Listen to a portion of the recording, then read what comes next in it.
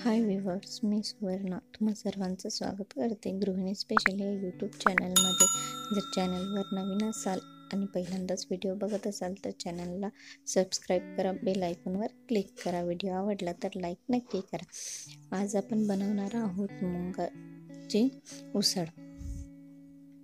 ज्या पद्धतीने मटकीची असते त्याच पद्धतीने मुंगाला मोड काढून ही उसळ बनवल्या जाते। पॅन मध्ये आपण 2 चम्मच तेल घेतलेले आहे। त्यामध्ये कलमी, मिरे आणि लोंगा टाकलेले आहेत, म्हणजे 7 ते 8 मिरे आहेत आणि 2 लोंगा आहे। लोंगा जास्त टाकायचा नाही।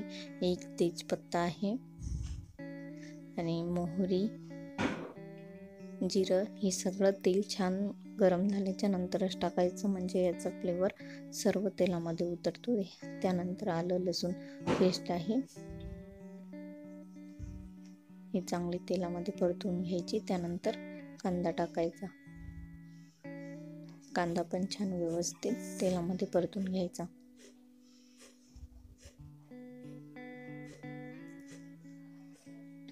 आता आपण भाजून मिक्सर मधून काढून घेतलेला खोबरं आहे,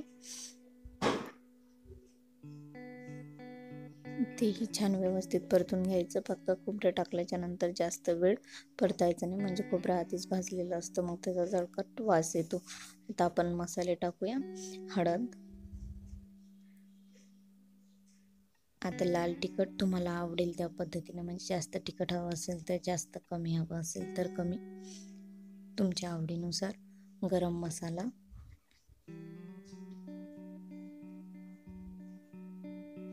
आणि हा खडा मसाला,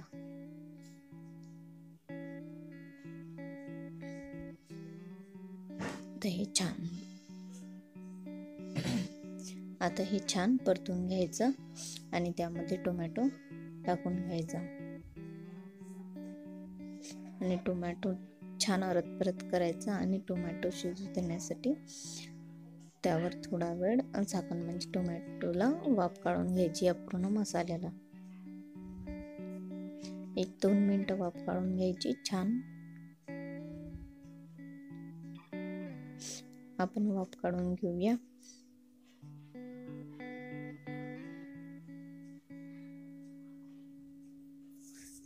आता छान आपला टोमॅटो शिजलेला आहे। यामध्येच मूग टाकून घ्यायचे, म्हणजे हे मोड आलेले मूग आहे, तुम्ही बघू शकता खूप छान मोड येते आणि हे एका रात्रीमध्ये आलेली आहे।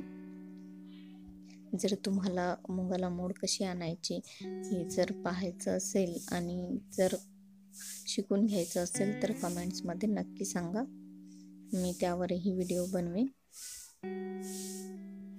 हे व्यवस्थित परतून घ्यायचं आणि आवश्यकतेनुसारच पाणी टाकायचं, जास्त पाणी टाकायचं नाही।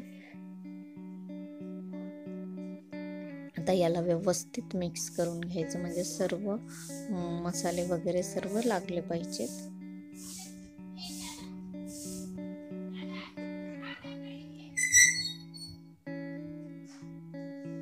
आणि आता याला आपण 1-5 मिनिटं छान वाफ काढून घेऊया आणि कोथिंबीर टाकून रेडी आहे आपली मुगाची उसळ।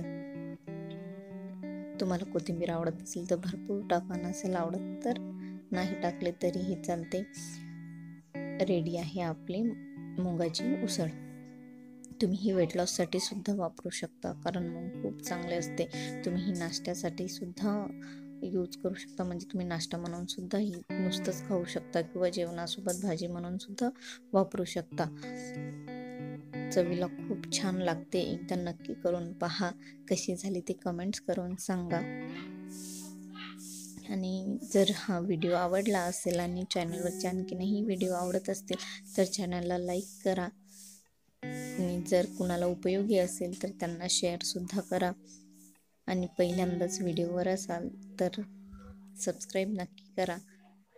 तुमच्या सपोर्टची खूप गरज आहे। बेल आयकॉनवर क्लिक करा आणि हा व्हिडिओ पाहिल्याबद्दल तुम्हा सर्वांचे खूप खूप धन्यवाद।